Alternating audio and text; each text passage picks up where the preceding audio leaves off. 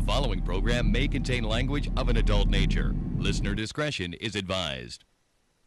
Views and opinions expressed on the following program are those of the hosts and guests, and not necessarily those of the staff or management of alltalkradio.net. Even the government agrees. He's a dangerous man! Niggas is decaf, I stick him for the cream. Hey, yo, check this out. This is Flavor Flav, and if you want the whole truth and nothing but the whole truth, so help the whole truth. Hey, yo, you better listen to Dante, baby. Dante!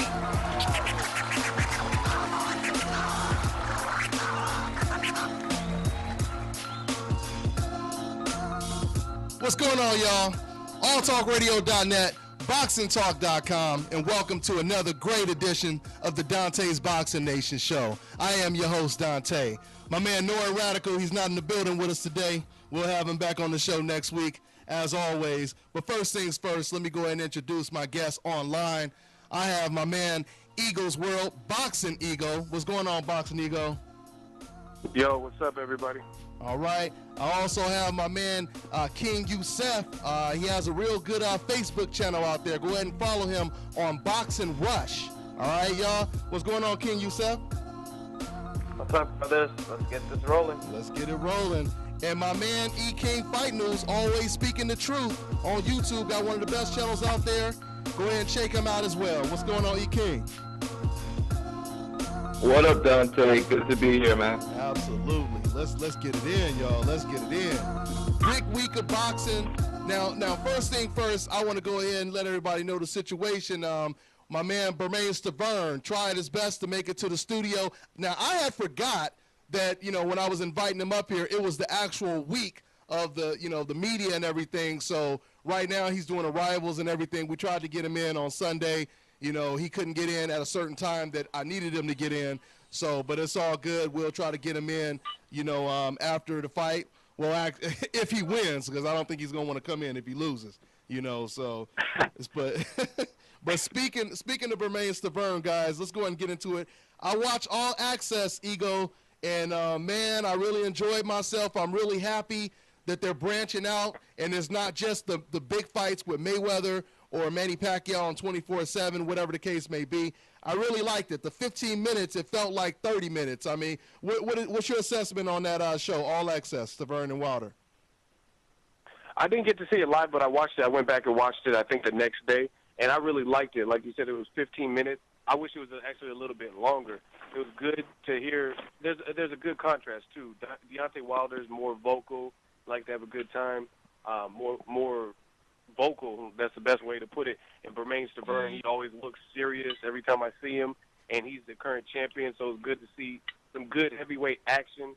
They had some good action shots in the All Access. So this is the first time in a while I've actually been looking forward to a heavyweight bout, like not Klitschko versus Lepai or people that I didn't really rate highly. This is going to be a make-or-break fight.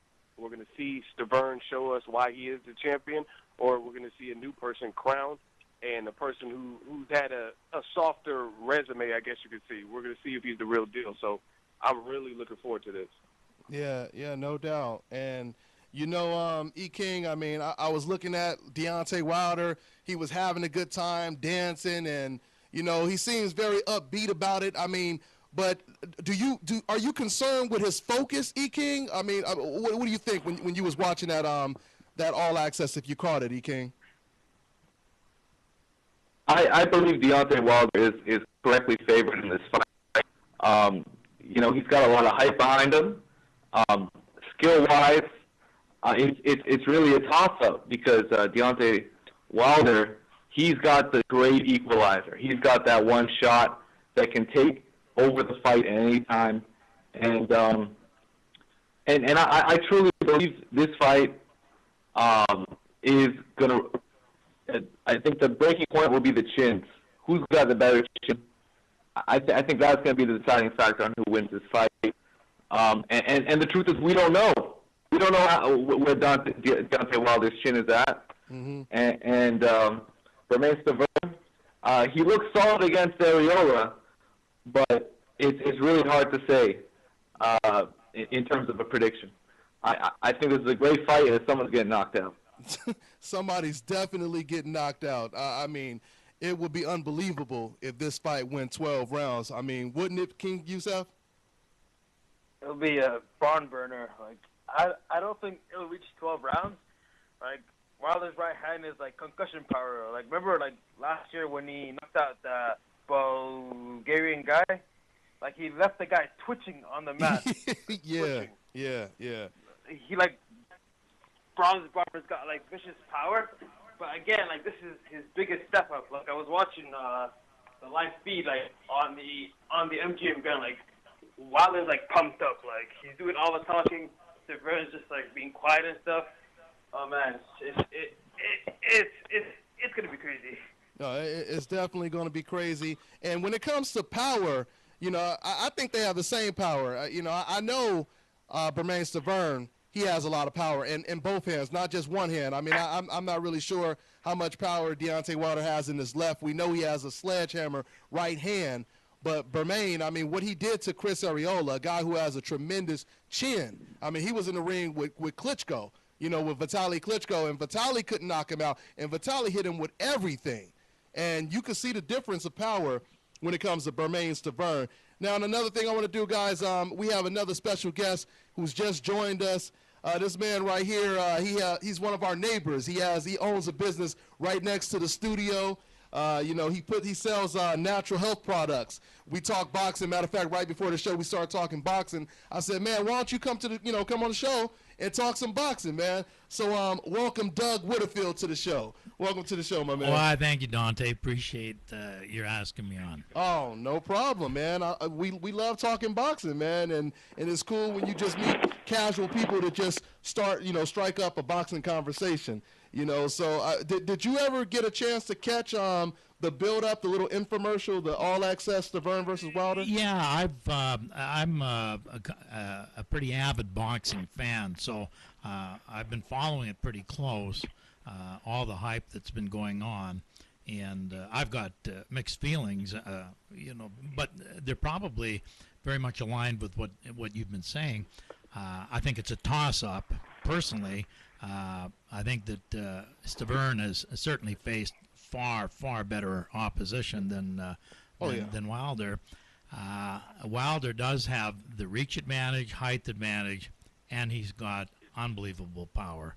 When you're 32-0 with 32 knockouts, it's impressive. Yeah, it's impressive. So, you know, before we, you know, like I said, we broke down All Access, talked about the fight. Since this is the week of the fight, we might as well get everyone's predictions, man. So let's put you on blast and start with you, Doug. Well, you know, it's, to be quite honest, to me, it's a toss-up. It would be hard for me to put money on either, because I think that, again, for the reasons that I mentioned, I think that from a power perspective, I do think that Wilder has an advantage, and he's got an advantage with the reach. But I think from just ring experience, I think you'd have to look at Stiverne. So it could go either way, and I'm excited. If he can take out somebody as tall and as big as Wilder, I think he'd have a legitimate shot at Klitschko. It depends on how impressive he looks. Like you said, if he could possibly knock out Bermane or just beat him decisively, and it's impressive, yeah, he probably would be a threat to Vladimir Klitschko, who is the best heavyweight, I believe, right now. So now, also, before I go ahead and let you guys, let me go ahead and break down my prediction. See, this is a tricky prediction because I feel if Bermane does what I think he needs to do, I think he wins. I think he wins hands down. But it's tricky with Bermane because sometimes he likes to wait. You know, he takes rounds off, he takes minutes off in a round, and he'll just wait. And I wonder if he's going to be slightly intimidated by Deontay Wilder's reputation of knocking everyone out. So it really comes down to that. But if Bermane does what he's supposed to do, which is walk forward and take away the distance, because I don't think Wilder is good at controlling distance. You know, he paused with the jab. He's not like a Klitschko or a Lennox Lewis. Those guys, they can keep you afar with the jab. You know, they can keep you at a certain distance and hold you back, and while you're trying to get past their jab, they'll throw the right hand. Wilder, he relies so much on the right hand, to me, that he paused with the right hand, paused with the jab, and then he throws the right hand, which when people get past that, then they go ahead. Then Wilder, he ties them up. In his last fight, he didn't look too impressive. He was fighting against a guy who wasn't really on his level out in Carson, California. I was there, watched that fight live, and this guy was getting past the right hand, and Wilder didn't look, too comfortable when he was getting on the inside. So I got to go with Bermain, but like I said, that really depends on, if Bermain comes forward or if he lays on the ropes like he did against, Chris Arreola. I do understand styles make fights. He probably understood with Chris Arreola he could get away with that, but he should know by now he can't get away with that against a guy 6'6". You're waiting on the ropes, you're waiting to get knocked out. So did someone else just join us right now? Who just entered the studio? Okay, we got prank calls. It's all good. All right, yeah. Somebody gonna start breathing hard. Fuck you, Dante. No. Yeah, we get that, and it's all good. Yeah, but anyway, so let's go with you, E King, man. So what do you think, man? Prediction, man. I actually I agree with a lot of your assessment, and I got to add Bermain Stiverne. He's a slow starter in fights. He really likes to fight at a measured pace, and he's almost looking to counter with something huge, and that could either be a great moment or it could be his downfall, because Deontay Wilder is a fast starter. This guy knows how to get off early and land the right hand, and I was just taking a glimpse at his fight versus Ray Austin, Stiverne, and I see him getting hit with the right hand, and he's really got to watch out for that, and he's really got to go to the body because he was landing good body shots against Ray Austin, and he needs to take that to the next level, and he's got a great left hook as well. So this is going to be an explosive fight, man. I truly cannot wait, and I just think it comes down to the chin. If you see early on, Bermain Stiverne's in a shell, and he ends up taking a right hand, and he does not fucking back down, and he can stay composed, I think he goes on and wins this fight. But if he's staying on the ropes too much, if he's not being confident and not getting the respect he needs to earn against a guy like Deontay Wilder, then it could be a very short night for him. Yeah. So it really can go either way. Yeah. So you're not even by a millimeter, an inch, a fraction. You're not leaning towards anybody, E King. I would say early in the fight is Deontay Wilder. If this goes past 6, I think Bermain Stiverne has a great chance of winning. Fair enough. And I say I don't mind getting it wrong. I mean, this is a tricky one. This is a tricky one. I mean, what you think, King Yusef? What's your prediction, man? King? Oh. Where you walking? Sound like you walking in the park or something, man. Yeah. All right. For the Bermain Stiverne fight, how he just walked down Chris Arreola, broke his nose, knocked him out twice. Like it's tough because, like how Ekin said, Wilder just comes out gun shooting. He starts off with the jab and then sets it up to land up on the right hand. It'll be a test of the chins. If Bermain catches Wilder flush, I want to see how he can react. How he can be backed up and stuff. Because when he's facing the Journeyman, he wasn't that comfortable. He was just looking shocked and stuff. What do I do? But it'll come down to who will impose their will early on. Mm-hmm. Who will take the other best weapon? Bermain's no joke. He can fight off the ropes. Yeah. And he's got power in both hands.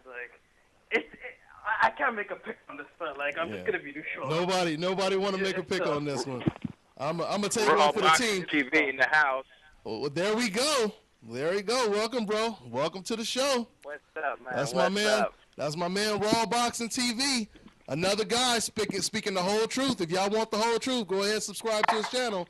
He gonna go ahead and educate y'all what's going on, man. So we gonna. Hey man, better late than never. What are we talking about? Of course, we talking about Stiverne. Let me just get your quick thoughts real quick, Rawboxingtgv, on did you catch All Access, and if you have a prediction on the fight, Wilder versus Stiverne. I did catch the All Access, and once I saw the All Access, I went ahead and ordered a king-size mattress because the big boy's going to sleep today. So I think the way I look at this, I'm not gonna sit too comfortable and trust a 32-0 with 32 knockouts.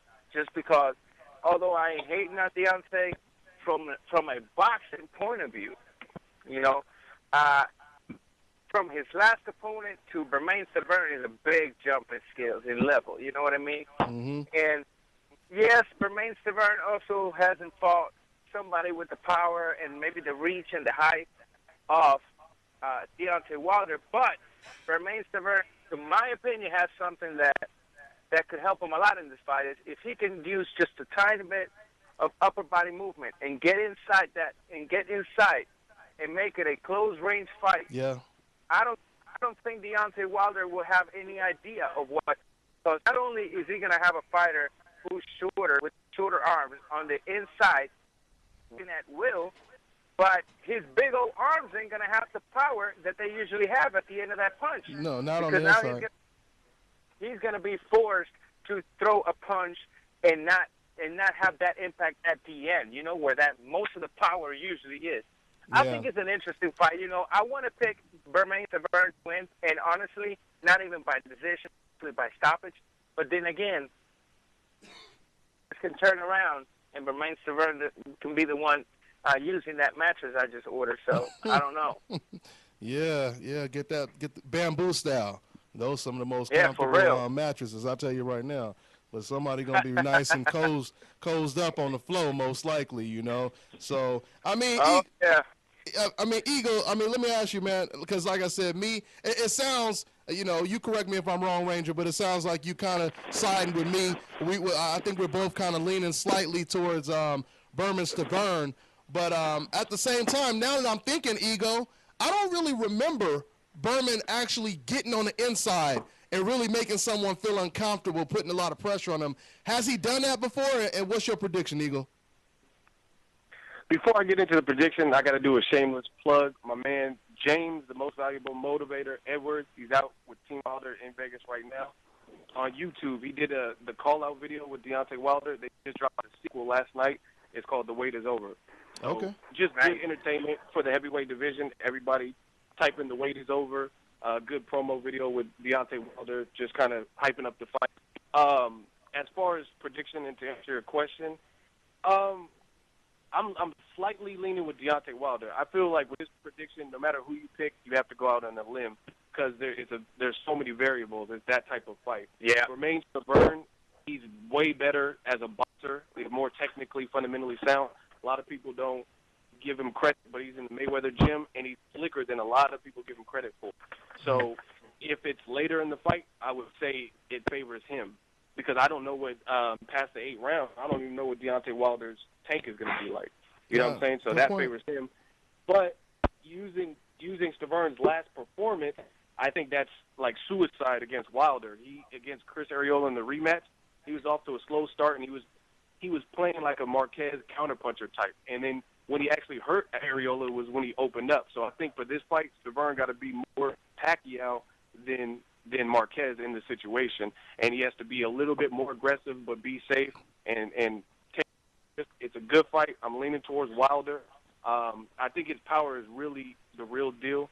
Like Yusef said, it's concussive, and I've actually seen him generate a knockdown and it led to a stoppage with the left hook. I think his right is the money punch, but I'm slightly, just based on his range, him being a faster starter, I'm giving the ever so slight edge to Deontay Wilder. But there's a lot of questions because Wilder, I've seen a video of him getting knocked out by a bum in the amateur. So a lot of people saying that, or he has skinny legs.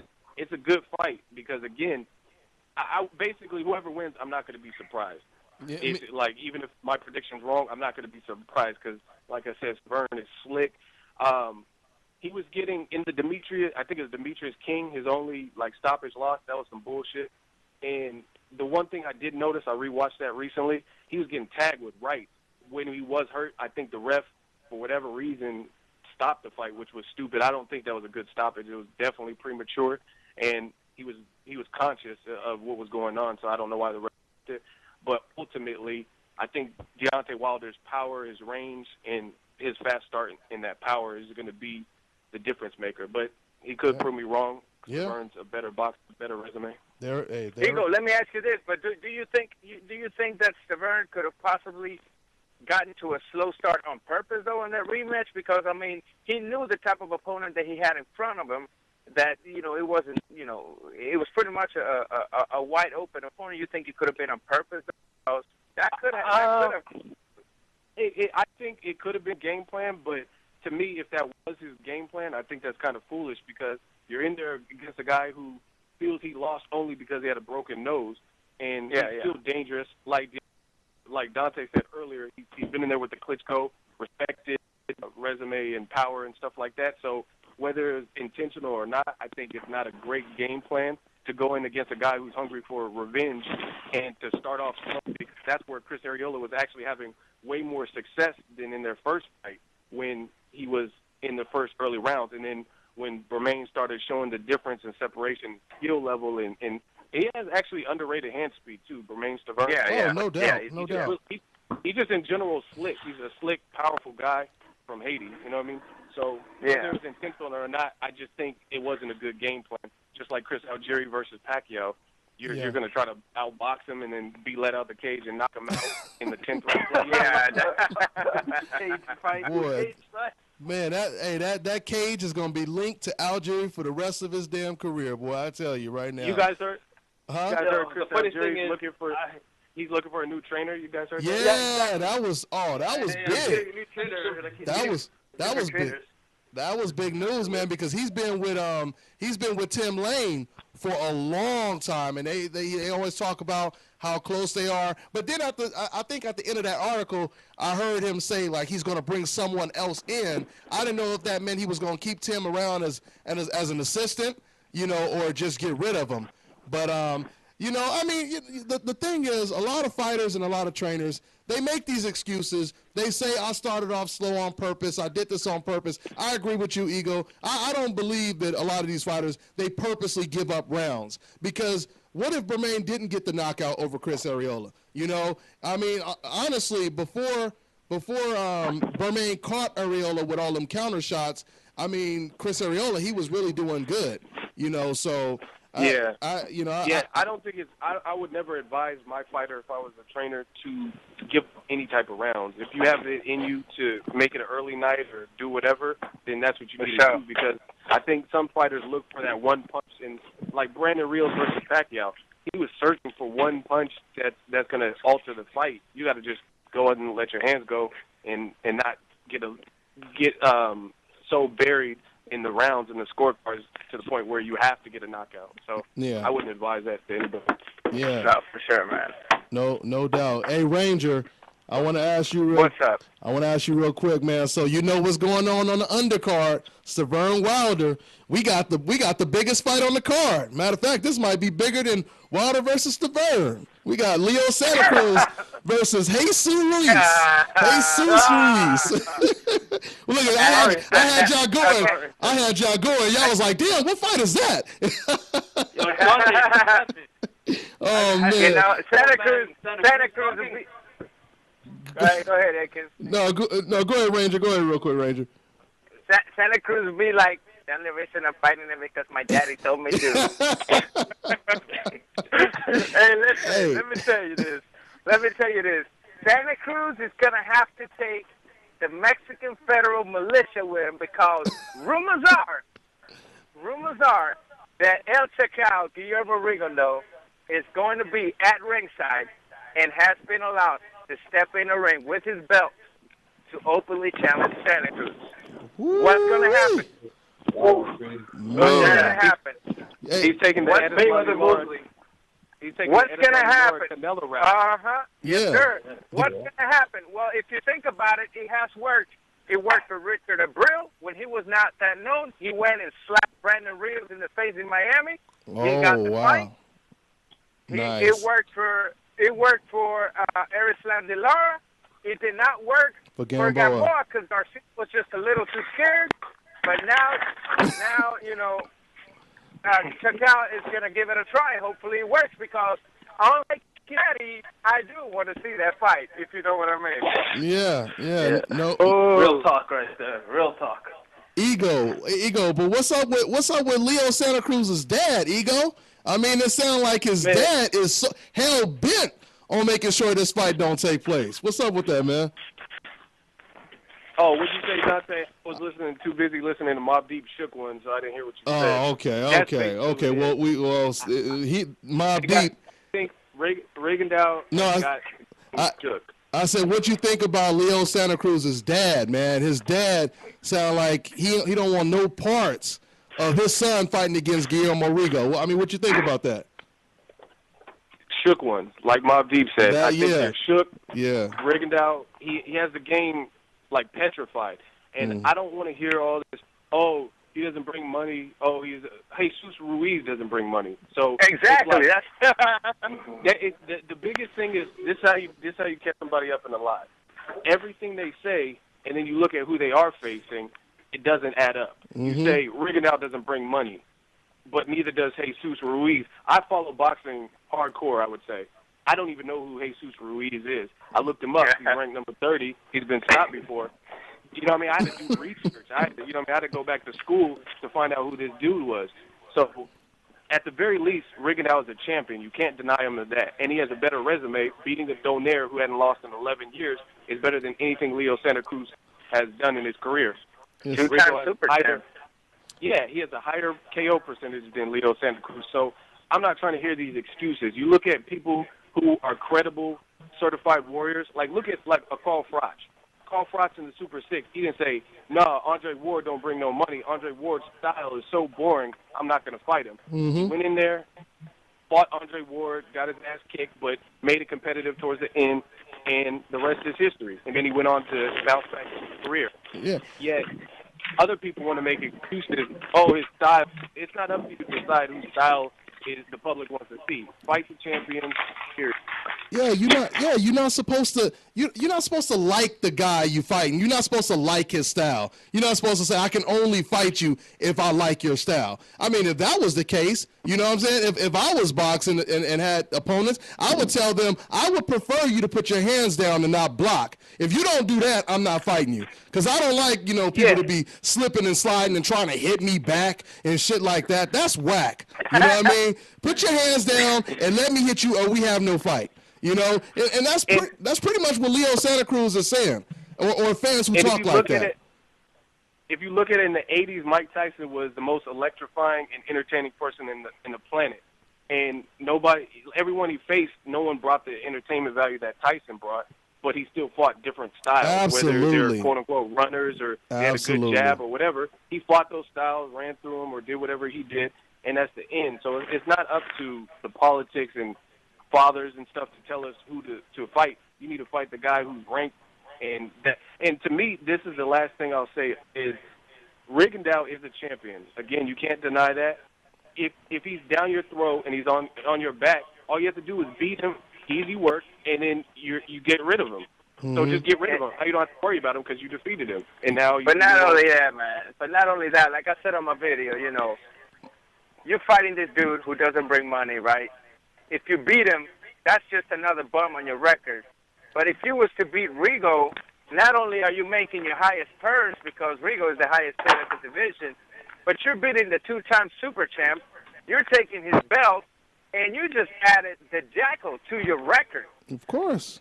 I mean, you cannot tell me that this next opponent is a bigger name than Elsecar Rigondeaux. You cannot tell me that. Now, here's the deal. I think if this fight is going to happen, it's going to happen under Rock Nation. And as you guys heard, Rigo went to New York to meet with Jay-Z this past week. So what will happen, I don't know. Big. I don't know, but I think Jay-Z might have a little bit of a power to pull that fight. You know, I mean, of course, he is offering Rigo, so they got to keep putting the pressure on Leo, like you said. Just like Lara popped up, and that expression on Canelo's face was priceless, boy. When he turned around and seen Lara, he was like, God damn, this motherfucker gonna force me to fight his ass. You know? Yeah. That was the best part of the press conference. Oh, no doubt. It was. Dante, I don't know if you've been seeing, but the good thing that I like about the boxing, I think we're getting back to the point of boxing where real recognizes real. I know a lot of Leo Santa Cruz supporters who are big fans, and they're no longer siding with the type of attitude. Like if you go look at some of his interviews on Showtime, like badmouthing a fight with Rigondeaux, and then look at the likes versus dislikes. You see like 100 dislikes and 7 likes. So I think the people are starting to realize that we're not going to put up with the Danny Garcia's versus Salka type fights. We just want to see the best versus best. Yeah, exactly. No, and just to add the point there, Canelo was almost being turned on as well by his fans because they were being disrespected by all the Cuban nation after him for the Lara fight. Mm-hmm. And Canelo, he really didn't want to address the Lara until he stepped up in that press conference after that Angulo victory. He felt the pressure. And he was forced. He was really forced to make that fight happen for his fans. Yeah. Me and E. King, we on the same page. You beat me to it. I was about to say exactly what you just said, man. You know, that was the thing. I want to know if Leo has that kind of heart that at least Canelo had, you know, because Canelo, he was trying to avoid the fight. He knew that that was a risky fight to take. But once his people start saying, hey, what's going on, Canelo? Why you letting this dude call you out like that? So on and so forth. That's when Canelo said, forget this, man. Oscar, make the fight. Oscar was like, no. That dude is too dangerous. Canelo said, no, I want the fight. You know, so is Leo willing to do that? And the way he's talking, man, from, like I said, from him starting off saying, my dad don't like it. Then he goes on Twitter and says, I want to fight you now. I'm ready to fight you. Then right after he get off of Twitter, he say, but the fans, nobody like his style. You know, I mean, he all over the place. So I don't know, boy. It's going to take a gun to get that man in the ring. Go ahead. Yeah, he said Rigondeaux's not. He said Rigondeaux's not invincible, but you're making him look invincible by avoiding him. You're making him look like the biggest boogeyman there is. Listen. Let me tell you one thing. My neighbor had a pit bull.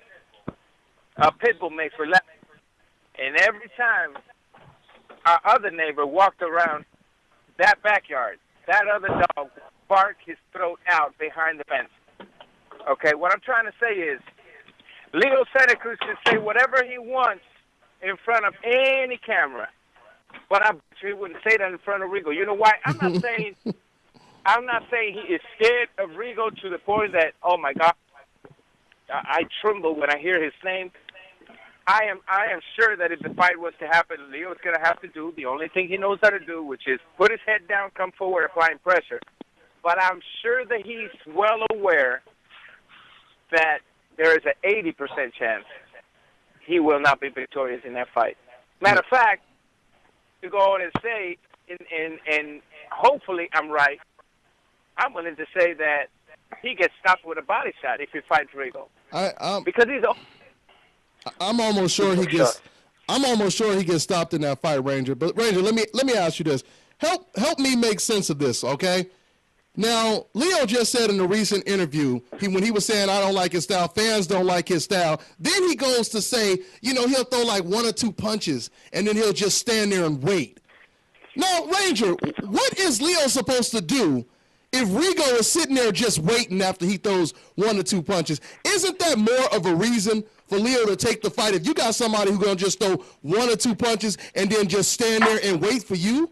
I mean, of course, but you got to think of this though. When Santa Cruz is saying that, he's basically talking to himself. He's saying he's just going to throw 1 or 2 punches and wait. And once I attack, he's going to hit me with another 2 punches and wait.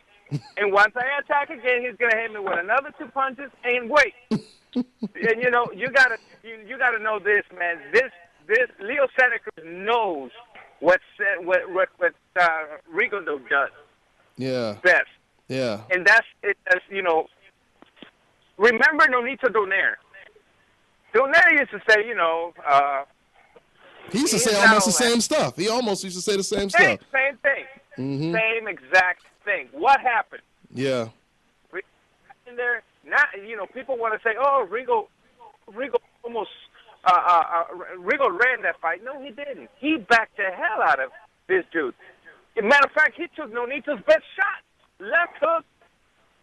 He walked Nonito down, moonwalk style on the 12th. Mm-hmm. I'm not sure if it was on the first or second round. He caught Nonito with a straight left that pretty much pushed him back against the rope. That was the first round. Yep. That was the opening exchange. Matter. Yep. It does not matter what they say. If your opponent is not that good, go and beat him. Take his belts and erase him. Yeah. Because it ain't like it's Ruiz. You know, this guy is holding the belt. Mm-hmm. You know, so if it's not that good, go on and take care of him. And if he runs all night, guess what? There's a such thing called fight as cut the hell out of the ring. Period. Man, they teach you that shit, and they teach you that shit day one. When you train in boxing, they teach you that day one. They teach you how to circle the ring. They teach you how to cut off the ring. At least the gyms that I was a part of, you know. So, but yeah, man. I think the worst part too is the timing. Like when Nonito Donaire was kind of avoiding the fight with Rigondeaux, it's whatever. But now you got Rigondeaux coming off of an exciting fight in Japan against Amagasa. So the whole he's boring doesn't work anymore because his last fight was entertaining. Yeah, exactly. Yeah.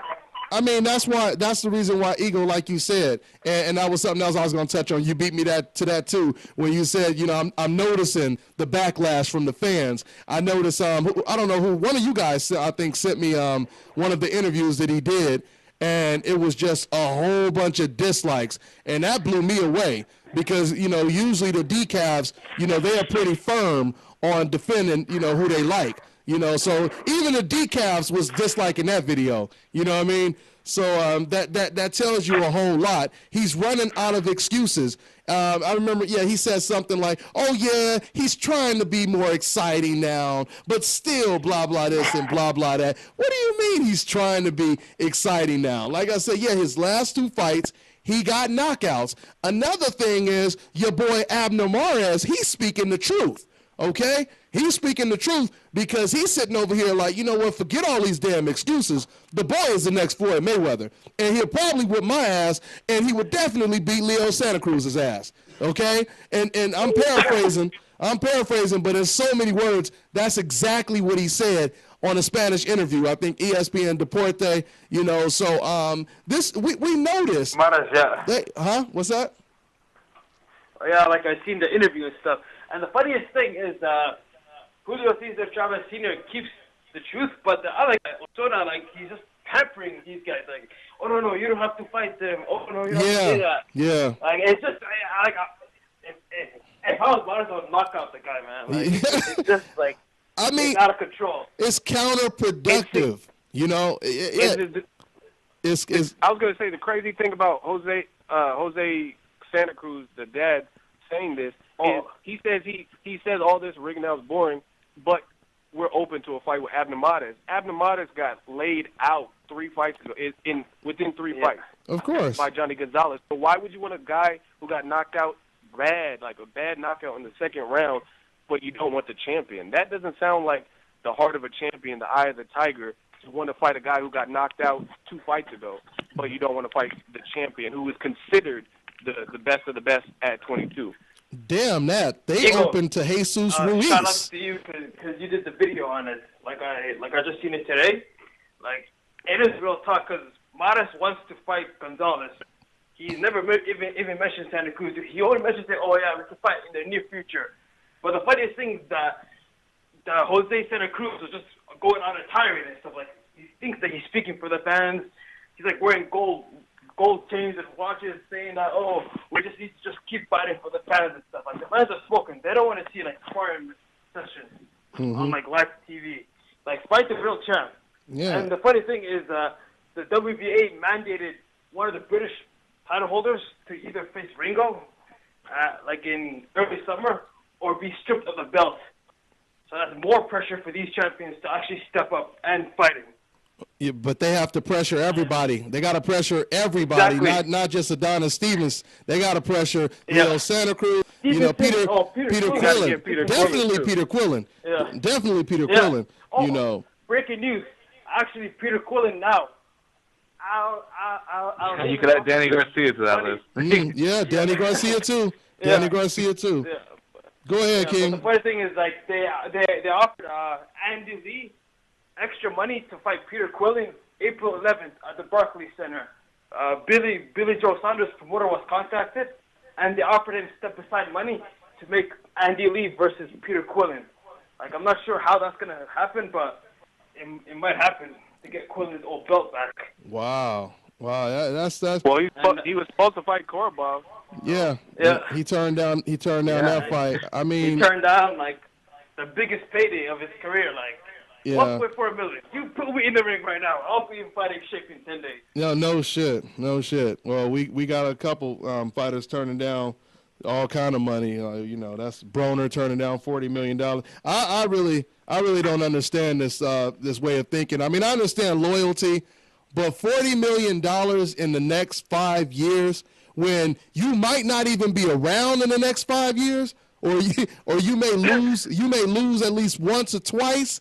I mean, you can't be making more than 40. You can't be making $40 million, or even $10 million a year right now. I don't see him making that kind of money. I mean, but that's I don't know. Maybe I can't knock. I mean, there's some serious loyalty going on right there. But I just want to say real quick with Peter Quillen, and I want to make it very clear because, like I said, I've been talking to Sam Watson. I talked to Oscar De La Hoya.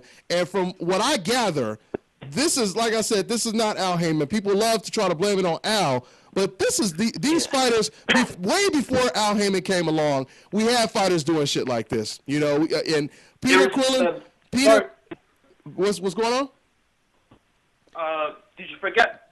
Erislandy Lara, he asked Oscar De La Hoya, I want the Canelo fight. For 2 years, he was chasing Canelo. And then finally, Oscar said, okay, we'll make the fight. But people always say, oh, Al Haymon's blocking the fight. Erislandy Lara asked for the fight. And the fight was done deal. Like, shout out to Canelo. He actually had heart and pride to actually make the fight. While Santa Cruz is just like fighting some Mexican bum that no one has ever heard from, man. Like, it's just pathetic what's going on. Like, they're using Al Haymon as a scapegoat and stuff, while old Bobby's getting sued by Chavez Jr. and Mikey Garcia for not getting enough money and not getting fights. Yeah. Like, the Al Haymon excuse is just bullshit. Like, it's just a scapegoat. No, it's definitely a scapegoat. Like I said, I'm sure if I asked Leo Santa Cruz, if it's his dad's decision for him not to fight Rigo, or if it's Al Haymon's decision, I can pretty much assure you he would say his dad. And if he didn't, he'd be lying, because we've seen how adamant his dad was when it comes to fighting him. Remember, his dad is not saying, Al Haymon is the one that, that's stopping this fight. No, he's saying, Rigo is he's crap and he needs to stay in Japan and he's boring. So he's not using the Al Haymon excuse. So why are the fans using the Al Haymon excuse? Just listen to Leo Santa Cruz's dad talk about Rigo. He will tell you what the truth is. They make it very clear. They don't try to hide it. They make it very, very clear. Okay? So, hey, Dante. Real quick, I just want to say there's a lot of fans that are puppets. Like, you notice these excuses that come out are never said until Bob Arum or Oscar De La Hoya or whoever says them, or Jim Lampley or whoever. They'll say, oh, Rigondeaux's boring. After Bob Arum said that, now everyone wants to say, oh, he's boring. They'll be like, oh, Mayweather's a runner. Now everyone says Mayweather's a runner, even if he's not using lateral movement. So, my advice to fans is just be your own person and make your own judgments, arrive at your own decisions. Don't just go off of what you heard somebody say. Yeah. The funny thing is the former IBF president said, like, this is real.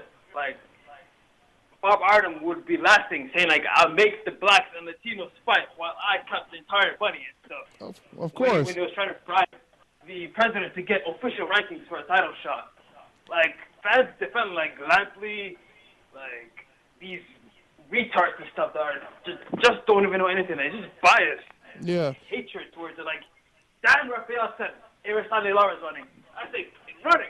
Like, get inside the ring and we'll see who will be running for the life. Listen, I guarantee you won't be last 30 seconds in there.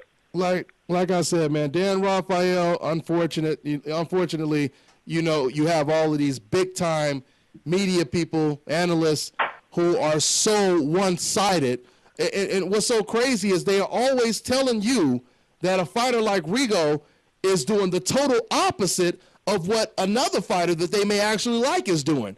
And same thing with Al Haymon. Like I said, while Al Haymon is, you know, all of his fighters are happy and, you know, no one's complaining. They're all getting paid. They're showing tremendous loyalty, while usually fighters are trying to do anything to get out of the contract. You have fighters with Al Haymon, they doing everything they can do to stay with Al Haymon, right? But yet at the same time, people will you know, they throw the red meat out to the fans, and they're gonna sit there and they're gonna basically tell you that, you know, no, he's the one messing up the sport. When like you said, King Yusef, you got Bob Arum, you know, making all these crazy ass analogies, you know, like fans are idiots, saying, you know, fans are like rocks, dumb rocks that we could kick in any direction. You know, he's openly telling you, he admitted that he didn't want Julio Cesar Chavez to fight against Sergio Martinez. So how come no one is saying this guy is trying to prevent fights? And he's telling you. Publicly stated. He publicly said it. And no one is saying that, you know, this guy is trying to prevent fights.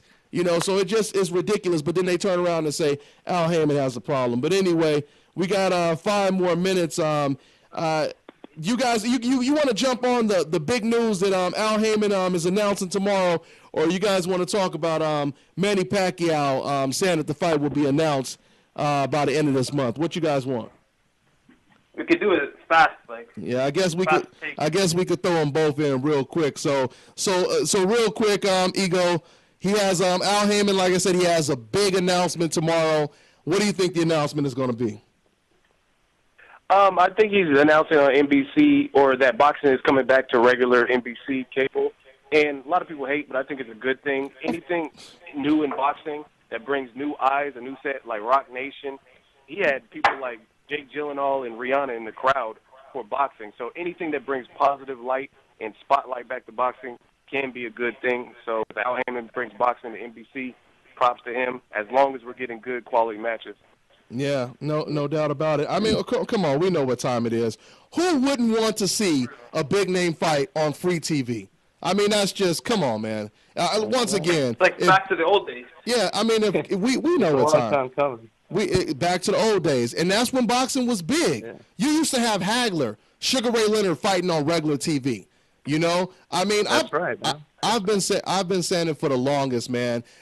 As much money as they can make in the sport of boxing, every now and then we could have a boxing Super Bowl on regular television. You know what I mean? With all the sponsors, imagine all the commercials, like even the Manny Pacquiao situation. Can you imagine how many, you know, commercials and companies would want to throw money towards that fight? You know, if they really wanted to do this stuff, they could do it. So the point that I'm making is Al Haymon, of course, he's doing something that is helping the sport. If Oscar De La Hoya or Bob Arum, if they came up with this idea, it would be the greatest idea in the world, you know. But you know, Al Haymon is doing it, so, you know, whatever he's attached to is garbage, you know, according to, you know, the decafs, you know. But, you know, it is what it is. It is what it is. And like I said, E-King, your boy Manny Pacquiao, he's announcing. Let's go ahead and listen to this real quick. He's going to take us out, and I'm going to let E-King continue. I don't know what this world is coming to. Hey. Just like my man said, I don't know what this world is coming to with all the BS when it comes to boxing, you feel me? But E-King, real quick, man, what you think about that news, man? Your boy Manny Pacquiao, he said the fight will be announced the end of the month. I know you told me on the last show, you said you don't want to say too much. You don't really have a lot of confidence until it's official. What you think, man? Does that make you feel a little bit more comfortable or confident that the fight will be made? Dante, this is probably the brightest sign I've seen in terms of this fight happening. In addition to that, Freddie Roach has also come out and said this is the closest we've been to having this fight made, and these are great signs for the sport of boxing. This fight needs to happen just to get it over with, and just to really have some clarity in the welterweight division. We need to see these two guys fight. And, you know, it's great news, but you know, it's not over till contracts are signed. Yeah. I got to see this fight made, and I think I think it'll be a joyous occasion when that announcement comes. Yeah. And I hope to see a day where we can have a fight like this on national TV like the Super Bowl. I think boxing can easily be that type of event where it can be the Packers versus the fucking Patriots on some shit like that. You know what I mean? It has all the elements to take over and be what it used to be, a powerhouse in sports. Absolutely, man. Well, we got 1 minute left, man, and I just want to say, man, thank you once again for everybody joining the show. I totally agree with what you just said, E-King. I mean, the fight needs to happen, and just like Oscar De La Hoya told me, man, this should silence all critics, even though we know they'll still hate, but there really will be nothing else that you could say if Floyd Mayweather gets in the ring and he beats this guy easy, or if he beats him, period. So they ain't gonna have nothing else to say. You could cry, but we all know what the facts are, and we know what the whole truth is. So once again, man, I want to say thank you to all my guests. My man, King Yusef, check his Facebook out. Boxing Rush. My man, Ekingfightnews. My man, Rawboxingtgv. And Boxingego, some of the best boxing YouTube channels out there. If you guys want the truth, check them out, and check your boy out, Dante's Boxing Nation. I'm on to the next one. We'll see you guys next week.